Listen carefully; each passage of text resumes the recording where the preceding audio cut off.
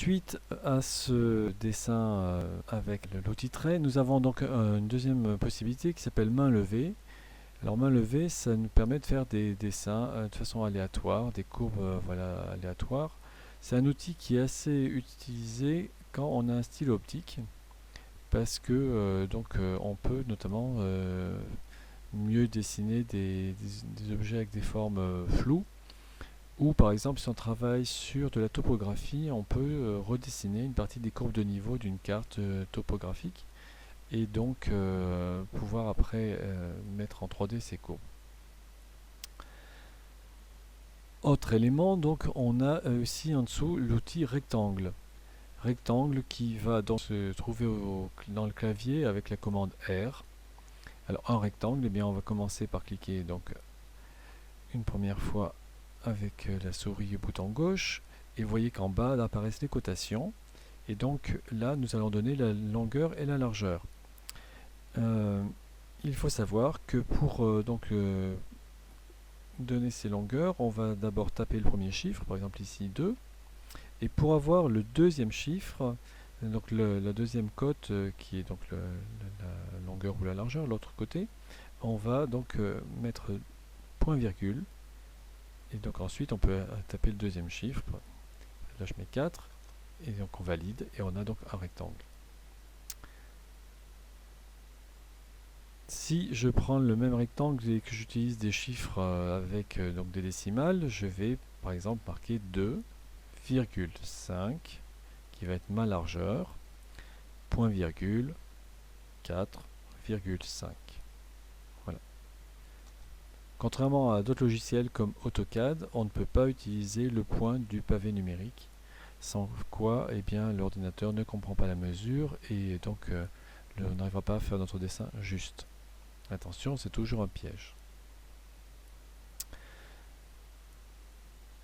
Outil suivant qu'on utilise souvent, le cercle. Cercle, donc en anglais comme en français c'est circle, donc cercle. On appuie sur la touche C au clavier pour donner le cercle. Et donc notre cercle ici va apparaître.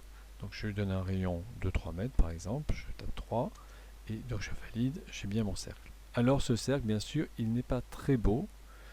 Puisqu'on voit qu'il y a beaucoup de segments qui vont apparaître. Par défaut, il va être dessiné avec 24 segments. Alors nous verrons ultérieurement qu'il y a une commande pour pouvoir améliorer la qualité de ce cercle. Ensuite, nous avons donc la commande polygone. Et donc la commande polygone, vous prenez donc vous appuyez sur l'image polygone, l'icône polygone, et par défaut au début apparaît le nombre des côtés. Donc là, je recommence. Alors la commande polygone donc, se trouve à côté de la commande cercle. Et c'est une commande donc qui va permettre de faire des polygones comme son nom l'indique. Pour choisir le nombre de côtés, 3, 4, 5, 6, 7, 10, 12, etc. Eh bien, on va donc dès qu'on appuie sur l'icône, regarder en bas à droite le nombre de côtés qui est mis par défaut. Si par exemple je veux ici faire un triangle, au lieu de garder le 6, je vais taper 3. Et donc quand je vais rentrer dans mon champ, je vais faire entrer, et là donc par défaut je vais en avoir 3, sauf que bien sûr je me suis trompé.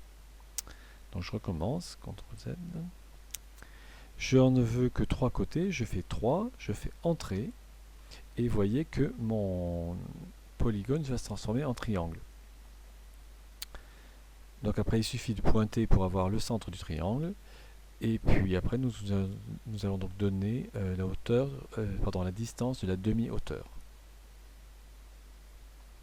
Là, je tape 3 et j'ai donc un triangle qui aura donc... alors, on peut marquer donc par exemple 8 côtés à la place. Donc je tape 8, je fais entrer. Et vous voyez que ma figure de triangle s'est muée en octogone.